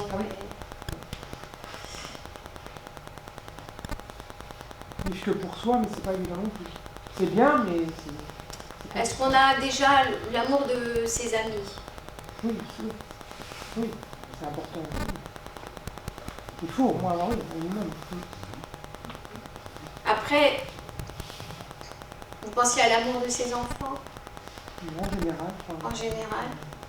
Après, je pense qu'on a aussi tous une perception différente de l'amour. Qu'est-ce qu'on met derrière? Et où on le trouve? On n'a pas tous besoin de la même chose. Non, je pense qu'on n'a pas tous. Là, je vous fais part d'une expérience de ce qui, moi, m'a aidé. Mais il y a des outils qui vont convenir à certaines personnes, d'autres pas. Peut-être qu'il y a aussi sûrement d'ailleurs des outils que vous connaissez que moi, je ne connais pas. Et il y a des gens qui vont beaucoup s'investir dans le bénévolat, partir à l'autre bout du monde, travailler en Afrique, dans des pays très pauvres, dans l'humanitaire, voilà, et puis recevoir aussi de l'amour des gens avec qui ils vont travailler, ou des enfants. Peut-être la démarche est aussi d'apprendre à se donner de l'amour à soi-même. Et ça, c'est peut-être le chemin d'une vie, en fait. Non, mais je pense que c'est dans l'autre sens. Mais ça reste dur. Aujourd'hui, voilà, j'ai le sourire, mais ça reste dur. Vous voyez bien, dès que je contacte un moment, on va pas toujours être au top. Non, pas possible. Et oser demander, en fait, de l'affection, de la consolation. Oui, puis il y a des périodes sans doute anniversaires. Bien sûr. De la disparition. Oui. Et les périodes anniversaires, moi j'avais plutôt tendance à être dans le déni, la fuite. Ça va bien se passer ce coup-ci, vas-y. Sauf que ça se passait jamais bien. Ça s'est bien passé cette année, parce que cette année j'ai décidé de ne rien faire. Enfin l'année dernière au mois de novembre. Mais sinon, systématiquement, l'imbago aigu cloué au lit. Parce que j'avais prévu ça et ça pour ne pas sentir. Mais ça marche pas. En tout cas, dans mon cas, ça marche pas. Là, c'est de la résilience. Enfin, peut-être pour rebondir, quelque part, c'est de l'anti-résilience. C'est-à-dire, je veux bien y aller, mais au forcing. Et ça, c'est une forme d'anti-résilience. Quelque part, c'est une forme de sabotage. Ouais. Et ça marche pas. Qu'est-ce que vous avez aidé le plus, vraiment, au jour d'aujourd'hui, Et après, oui.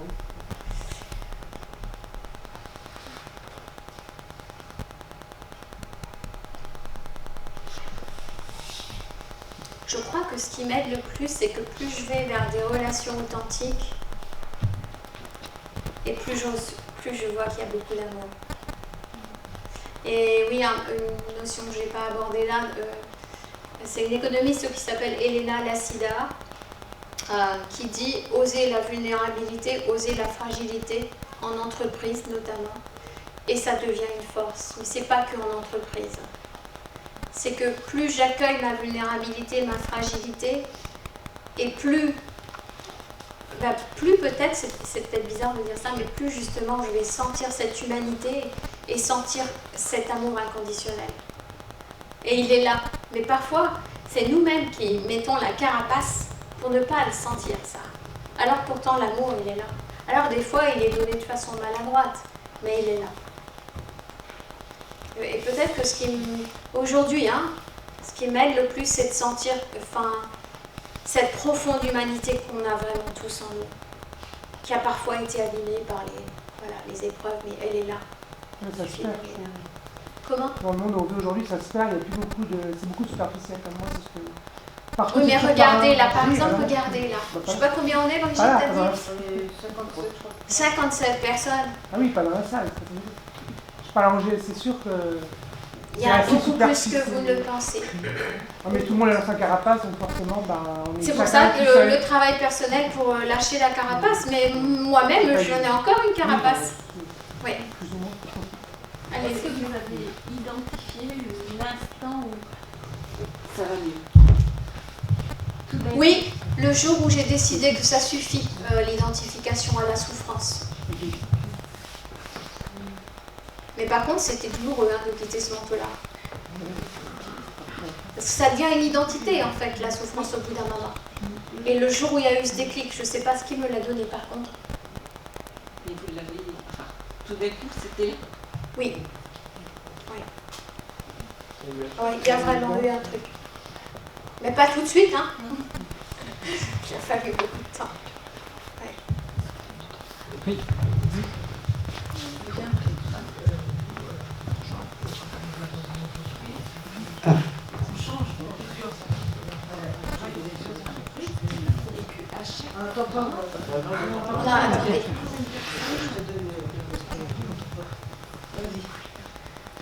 Oui, donc par exemple, moi j'ai travaillé dans plusieurs entreprises et justement par rapport à la vulnérabilité que nous avons en soi, du moins.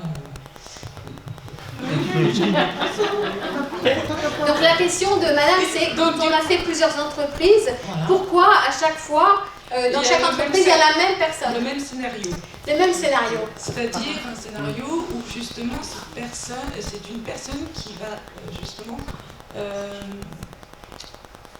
prendre le négatif, le point faible de la personne. C'est ça. Parce que tant qu'on n'est pas allé visiter sa blessure fondamentale, la vie va nous la ramener. C'est mon expérience, ça vaut ce que ça vaut. Mais je pense que c'est ça. Parce qu'à chaque fois, c'est aussi le cas en couple. Alors attention, sauf quand il y a violence, verbale ou physique. Mais sinon, très souvent, on met fin à des relations parce que la personne, elle vient appuyer à certains moments, et nous faisons la même chose, attention, c'est dans les deux sens, c'est pas que l'autre. Nous, sans s'en rendre compte, on fait la même chose. On va appuyer là où ça fait très mal. Et du coup, si on ne va pas visiter soi-même ça, eh ben, ça va nous être représenté, resservi sur un plateau. C'est pas cool, hein? Non, je sais bien, vous attendiez une autre réponse, mais malheureusement, c'est la seule que j'ai à vous donner. Et moi-même, je suis encore confrontée à ça. Parce que je n'ai pas tout résolu, Donc, oui, et c'est quoi la solution? Et puis en plus, il n'y a pas que moi. Non, la solution, c'est de prendre sa part à soi. Ma soeur aussi. Alors, ça vient d'où? La dame me dit, ma soeur aussi, elle a ça. D'où ça vient? Je ne sais pas. Et d'ailleurs, si votre soeur était là, elle aurait une réponse complètement différente de la vôtre. Mais la solution, c'est quoi? C'est d'aller voir. Parce qu'on peut lire un tas de choses. Je peux lire plein de livres, mais le travail ne se fait pas. peux chercher des solutions en faisant plein de formations, mais le travail, il ne se fait pas. Le travail, alors il y a déjà une compréhension, mais après, le plus long, c'est l'intégration. Et moi-même, il y a des choses, je sais très bien que ça reste là. C'est pas encore descendu. C'est en chemin. J'ai bon espoir. Mais là, oui, ça, j'entends tout à fait ce que vous partagez là.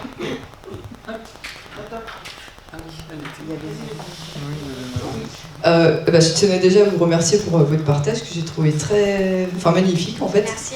Et alors une question, c'est de savoir si vous avez pu, alors je sais pas trop comment formuler ma question, mais faire appel justement à l'au-delà par du contact défunt pour pouvoir établir une relation à nouveau avec vos enfants et votre mari, pour vraiment savoir ce qui s'est passé et aussi pouvoir avancer. Oui. Donc je l'ai fait avec Isabelle Camus, que l'association connaît bien. Elle m'a proposé d'entrer en relation avec... C'est dur là. Elle m'a proposé d'entrer en relation avec Hervé, donc le papa de mes enfants, de nos enfants. Il m'a dit, c'est vous qui me dites si vous voulez le faire ou pas, et ensuite les enfants. Là, vous le croyez ou pas, j'ai mal au dos. De toute façon, à force de travailler, je fais l'expérience que dès que je viens toucher, je sens. Mais c'est bon, ça se nettoie. Et donc, je suis rentrée en relation avec Hervé et je voulais savoir pourquoi. Et pourquoi les enfants? Donc, la réponse, elle est la suivante. Je ne pouvais pas faire autrement. J'avais tellement mal, je ne pouvais pas faire autrement. Et surtout, je ne voulais pas que mes enfants vivent la même chose que moi. Oui, oui. Aussi incroyable que ça paraisse. Mais... Bon, après j'ai eu mes enfants, là c'était plus rigolo. Donc après j'ai eu mes enfants. Et qui m'ont donné une bonne indication sur un choix que je devais faire au niveau affectif. Donc ça c'est cool. Mais ça reste private. Voilà. Et je fais le bon choix, je pense. Et justement, aujourd'hui, vous n'êtes pas en tout cas dans l'attente d'établir davantage de contacts avec eux pour pouvoir vivre pleinement, enfin en tout cas avancer davantage. Enfin, je sais pas. Non, par contre, je peux avoir recours à ça si à un moment donné, c'est difficile. Et puis il y a des moments aussi, je sens, sans demander, qu'ils sont là. Et là, je pense qu'ils sont là. Parce que sinon, je ne serais pas là devant vous. Merci. Oui, alors je pense que ça va faire le lien avec ce que vous venez de dire, mais est-ce que vous avez pardonné aujourd'hui à votre mari? Alors, la dernière conférence, on m'a posé cette question-là. J'ai répondu... J'ai cheminé, je pense, quand même, depuis. J'ai répondu... J'ai pardonné l'acte qui a vraiment été fait au contact d'une grande souffrance. Donc je pense qu'il y a un moment donné où le cerveau il vrille, il n'y a plus de raison possible en fait. Ce que j'appelle la nuit noire de l'âme, que j'ai traversée une fois d'ailleurs et envisagé tous les scénarios possibles pour mettre fin à mes jours. Donc ça, ce jour-là, quand j'ai fait cette expérience-là, j'ai compris qu'à un moment donné, la souffrance est telle qu'il n'y a plus d'autre solution. Et j'ai dit, ce que je n'ai pas pardonné, c'est quand j'ai tiré la sonnette d'alarme, qu'il n'ait pas fait un travail d'accompagnement. Mais je pense qu'il était déjà dans une souffrance qui ne lui permettait plus d'entendre ça. Donc, ce serait prétentieux de ma part de dire que j'ai pardonné. Franchement, je ne sais pas. J'ai pardonné l'acte. Le fait qu'il n'ait pas fait ce travail, je suis en chemin. C'est comme la résilience, hein. Je suis en chemin, c'est jamais complètement gagné. Hein. Mais pour vous, c'est pour comprendre quoi? Vous pensez que vous avez eu ce drame, on va dire, c'était pour comprendre quoi pour vous, pour aujourd'hui? Pour l'instant, la principale leçon que j'ai retenue, c'est que je ne peux pas tout contrôler. Est-ce que vous avez entendu parler des cycles de pardon? Oui, j'en ai entendu parler. J'ai fait aussi un travail lors d'une retraite. c'est difficile. Ouais. Les cercles de pardon, a dit madame. Peut-être on va... J'avais juste une dernière question, c'est possible. Oui. Je veux savoir, est-ce que vous pensez qu'on a tous cette capacité de résilience? Est-ce qu'on peut tous trouver ça, cette force-là qui nous faut avancer? J'aime croire que oui. Vraiment, j'aime croire que oui. Ce que j'ai constaté, c'est qu'on ne va pas tous à la même vitesse. Il y a des gens pour qui ça peut être très long. Si je prends par exemple, j'avais mon mari avec une sœur, ma belle-sœur, ça a pris beaucoup plus de temps. Oui, après, à quel degré? Et puis c'est quoi pour chacun d'entre nous la résilience? Pour moi, la résilience, c'est continuer à vivre, à être dans la vie et le partage et aller vers vraiment l'humanité, parce que j'aime pas le mot. Et c'est différent suivant les personnes. Est-ce que ça répond à votre question? Merci. D'autres questions? Dernière? Oui. Oui, bonjour. Merci encore pour votre témoignage. Vous me dites souvent, vous avez eu de la chance. J'ai de la chance. Oui. Mais est-ce que vous croyez que c'est que de la chance? Non. C'est un mot que j'utilise beaucoup. Je devrais... Non, mais c'est vrai, vous avez raison. Je devrais peut-être, je sais pas, enlever ça. Parce que la chance, on se la crée. Hein. On est bien d'accord, ça tombe pas... On reçoit l'aide si on la demande. Il faut encore la demander déjà. Mais après, c'est le fait de se mettre en marche. Hein. Non, en fait, je n'ai pas de chance. Ouais, ça me gêne aussi de dire ça quand même. C'est de reconnaître que vous êtes pour quelque chose dans tout ce qui s'est passé, tout l'accompagnement que vous avez pu avoir, c'est-à-dire que c'était déjà votre attitude, c'était votre façon d'être qui a permis ceci après. C'est-à-dire que je n'ai pas eu le choix en fait. Ou je prenais les perches qu'on me donnait, ou je me supprimais. Après, vous aviez le choix de le faire ou de ne pas le faire. Et la force de le faire. Oui, la force. Et pour le coup, la force, elle vient pas, c'est pas moi.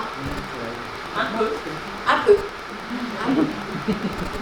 Et peut-être par rapport à vous, madame, par rapport à tout à l'heure, on a toujours la possibilité, à un moment ou à un autre, de reprendre la main. Oui. La possibilité.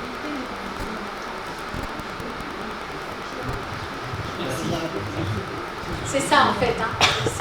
Voilà. C'est vraiment reprendre son pouvoir, reprendre la main. Moi j'ai ma mère qui s'est suicidée aussi, elle n'a pas eu la force. Et avec trop de souffrance? Oui, c'est ça. Non, c'est par rapport, monsieur disait, on reprend la main, c'est par rapport à ce qui se passe autour de nous, dans nos vies.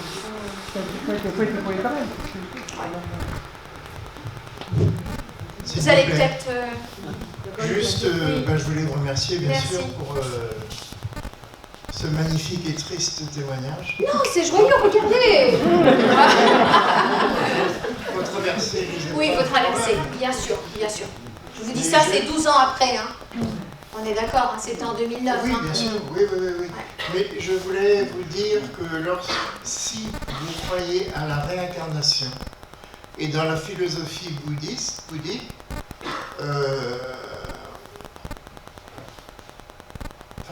c'est facile pour moi de dire ça, si vous voulez, par rapport à ce que vous avez vécu, bien sûr.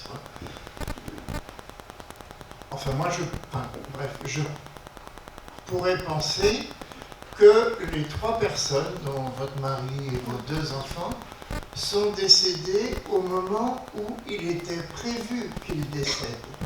Probablement. Ce qui peut être choisi avant l'incarnation. Tout à fait. Sans doute. Enfin bon, ce sont mes... Voilà. Après, s'il y a... C'est un sujet avec lequel je ne suis pas encore très au clair, la réincarnation. Si j'ai une peur que je pourrais nommer, parce qu'on m'a dit un jour tu peux te retrouver face à tes enfants réincarnés, et ça j'avoue, waouh, je ne suis pas encore très au clair avec ça. Ça sera la dernière parce que Anthony, c'est ton tour. Parce que ce sera après moi. Mais en fait, ce que je voulais dire exactement par rapport à la réincarnation, donc déjà, je tiens à te rassurer, tant que toi tu ne seras pas là, ou tes enfants ne se réincarneront pas. Oui. Non, mais je préfère te rassurer. Je préfère les voir là-haut. Non, mais exactement. Non, mais parce qu'en tant que médium, j'entends beaucoup ce genre de bêtises dites par d'autres médiums qui font peur aux gens et c'est une addiction. Et moi, comme je dis toujours, vous n'êtes pas là pour venir me voir tous les 4 matins. Je veux bien être là pour vous rassurer. Merci, mais ne t'inquiète pas, de toute façon, tes enfants, tu les retrouveras là-haut et ils t'attendent, ils n'arrêtent pas de jouer, ils sont avec un chien, ils s'amusent beaucoup, d'accord? Donc ne t'inquiète pas. Et par rapport à ce que disait monsieur, je suis d'accord sans être d'accord, parce que dans ton histoire à toi, le départ de tes enfants était prévu, mais pas celui de ton mari. Tu vois ce que je veux dire? Parce que ton mari a pris la décision de partir de lui-même. C'est-à-dire qu'il a pris une porte de sortie. C'est ce qu'on appelle le suicide, hein, c'est une porte de sortie facile. On en a tous dans la vie. On a tous des portes de sortie faciles qu'on ne prend ou qu'on ne prend pas. Et cette porte-là, lui, il a choisi de la prendre, mais il n'a pas choisi de la prendre tout seul. Donc du coup, le problème qui va se poser pour ton mari quand il va se réincarner, c'est qu'il sera obligé de revivre toutes les épreuves. Mais pas tes enfants. Parce que tes enfants, ils n'ont pas choisi leur mort. Tu vois, ils n'ont pas choisi, c'est pas leur décision, ça a été acté de là-haut, mais pas pour ton mari. Voilà. C'était juste un petit rebondissement. Après, c'est mon point de vue en tant que médium. Merci. Voilà, juste ça.